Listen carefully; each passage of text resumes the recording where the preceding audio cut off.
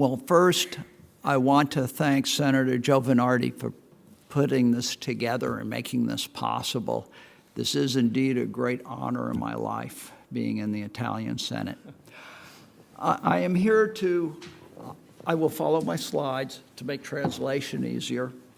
I am here to explain how my studies have been used incorrectly in various documents, leading to the incorrect perception that animals in circuses should be phased out.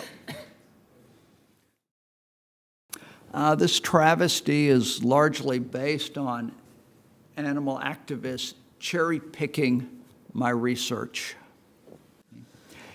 In the mid-1990s, the USDA, APHIS, Animal Plant Health Inspection Service, Animal Care Division, or Animal Care Program, the agency that's responsible for inspecting laboratories and circuses and zoos in the United States, gave me funding to study circuses in the U.S. to help provide a basis for the regulations concerning circus animals. 9 research publications in scientific journals and in some trade publications were published, and numerous reports were sent back to our USDA over the next 8 years as we did the study. In a way, it's still actually progressing as we visit circuses continually. We were asked to look especially at stereotypic behaviors, that's highly repeatable behaviors, the cause of those behaviors, and to see what could be done to help reduce those behaviors. We also investigated transportation in trucks and in trains, railroad trains. We looked at temperature, noxious gases, food, water, and the behavior of the animals. When the circuses were set up at the grounds, we looked at the same thing: temperature, gases, food, water, and behavior, and also behavior of the animals before, during, and after acts. This research led to me being involved in many legal issues and knowing many activists and counter-activists. There were many attempts by animal activists to ban circuses in certain cities in the United States and in certain states in the United States. One of the bigger cases involved the ASPCA, Fund for Animals, API, Animal Protection Institute, HSUS, Humane Society of the U.S., and some others brought a lawsuit against Ringling. Feld is the owner of the Ringling circuses, against the Ringling Brothers circuses in 2000, alleging that the elephants were abused in violation of the Endangered Species Act. And this is all based on testimony from a groom, Tom Ryder. This lawsuit took almost 10 years before it finally came to trial. While it was in the process of going to trial, the welfare groups did use it as a major fundraiser for their organizations. When it came to trial, Emmett Sullivan, the judge, threw out the lawsuit in 2009. He found that the key person found that Ryder was essentially a paid plaintiff and fact witness who was not credible. Yeah. And this is because Ryder had received at least $190,000 from the Animal Rights Organization as his sole source of income for most of that 9 years. A U.S. Court of Appeals upheld the decision as well when they appealed it. The judge himself said that Ryder was pulverized on cross-examination.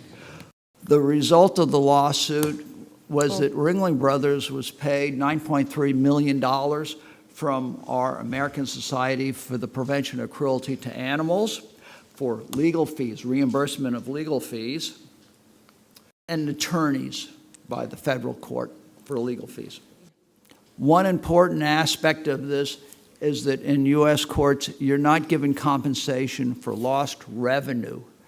So this costs the circus a lot of money. Another legal issue. In 2005, Animal Defenders International published a report called Animals in Traveling Circuses, The Science of Suffering.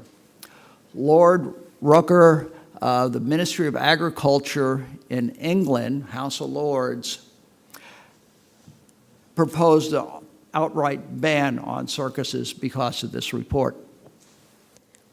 And I wrote to Lord Rooker and explained to him that their citations were incorrect, gross misinterpretations of my work. So Lord Rooker decided to form a commission and study the issue. Their Department of Environment, Food, and Rural Affairs called together a committee of academics to study the issue. Okay? We were to look for the basis, if there was a basis, for banning elephants and other animals from circuses.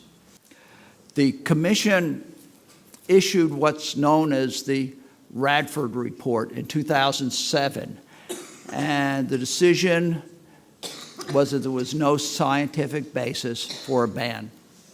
After that, there was still proposals in England to try to ban animals. For instance, this is the Wild Animals in Circus Act of April 2013, and this was going to ban animals in circuses based on ethical concerns. The ethical concerns were such things as performing unnatural acts, but as you can see in the photo, standing on hind legs is actually a very natural act for elephants in the wild, as are most of the other acts and postures that would be in a circus performance. The next legal issue, or another legal issue I was involved with, involves the Harris reports. And this was in Wales in November 2016. Mr. Anthony Beck, the last remaining circus with animals in Wales, contacted me. He said it was very urgent that I look over the 174-page report entitled The Welfare of Wild Animals in Traveling Circuses by Dorning, Harris, and Pickett, because they cited my studies multiple times. This was the most recent of 3 reports that the Stephen Harris group at University of Bristol had come up with or had produced. Stephen Harris was asked by the Welsh government to undertake an independent review on the worldwide evidence of animal welfare, both physical and mental. This was to include wild and/or domesticated animals in traveling and non-traveling circuses. The animal activist groups had a problem to try if they were trying to ban circuses. There was Martha Kiley Worthington's 1990 study. Martha's here. There were my 8 published studies, plus reports to our USDA and popular articles. And there was also the Radford Report.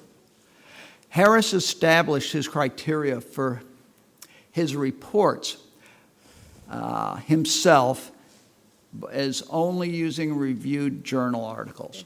Hence, his report passed an independent review.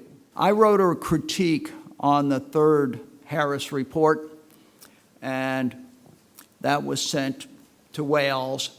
And because Harris did not conduct the broad review, there was a lot of discreditation going on. In Italy, the Harris reports again surfaced. And Giulia Corsini, Dr. Giulia Corsini, who's helping with the translation, started was concerned and wanted to resist a proposed ban on animals in circuses and the forced retirement of elephants to sanctuaries. There were also other people resisting other animal activists or animal rights groups' efforts. The ban was based largely on the Harris reports, and my report to Wales was translated into Italian and sent to Italy in the Parliament. I should probably stop here, but Dr. Kylie Worthington made the trip. So just to summarize, I am mad about how my information was misinterpreted by many groups and how it has been used to hurt good people in circuses around the world. Well, thank you very much. E grazie a tutti.